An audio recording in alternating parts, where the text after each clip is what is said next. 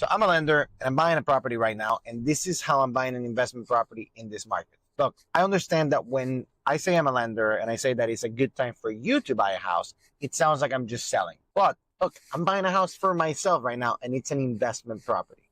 Even in this market, yes, I know rents have gone down a little bit. I know rates are high, and trust me, even the rate is high for me, but it still makes sense for me to buy the house because it's not just about the cash flow, but it's also about a lot of different tax advantages that you can take advantage of, and I will take advantage of by buying investment properties.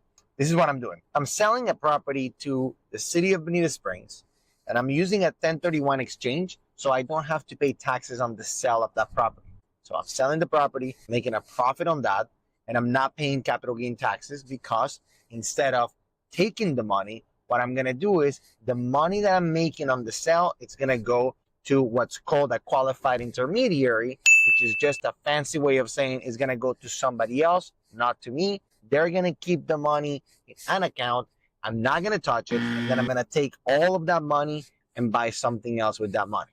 I already have both houses under contract. So selling the house, doing the 1031 exchange, putting the money with that qualified intermediary, I'm using all of those profits and putting them into this other house. What I'm doing with this other house is that I'm buying an investment property and I'm going to put it as a short-term rental, so an Airbnb. Immediately after I buy that property, I'm going to do what's called a cost segregation analysis.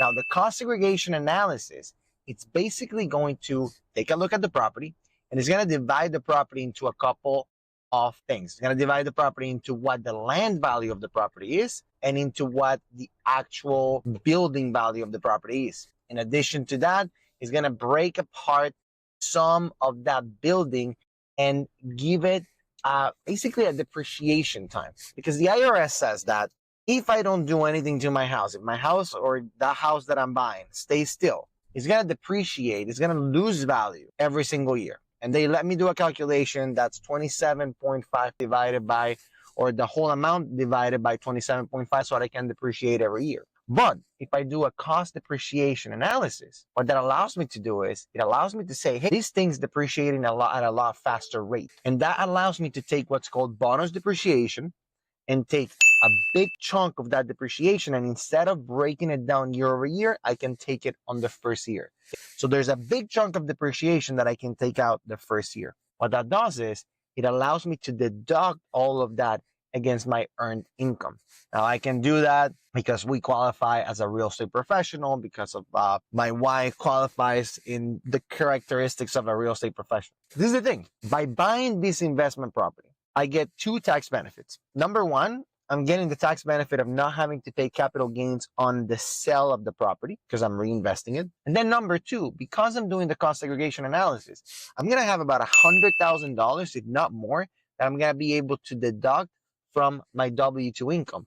And that's going to save me a ton of money in taxes. So look, even if I don't cash flow on this property, which by the way, I will cash flow on this property. This is a good investment and I'll make another video on this. Just the tax savings of buying this property makes a ton of sense for me to buy. Make sure that if you're thinking about buying a house, work with somebody that understands this. Your realtor needs to talk to you about that. Your lender needs to talk to you about that.